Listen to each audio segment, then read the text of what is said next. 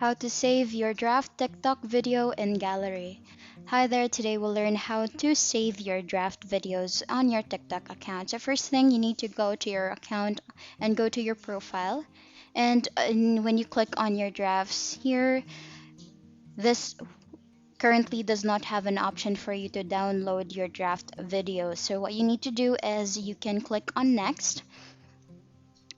When you hit on next, what you need to do is to set up the video for you to post it that only you will be able to see the video. So for who can watch this video, you can only set it to me instead of everyone.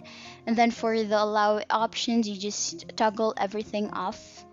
And then make sure as well that the videos will automatically be saved to your device once you post it. So you just need to click on post and then wait for it to fully load and upload to your account. You can go back to your profile and click on the lock icon, and there you can see that this video was posted on private, which means no other person can see it except you.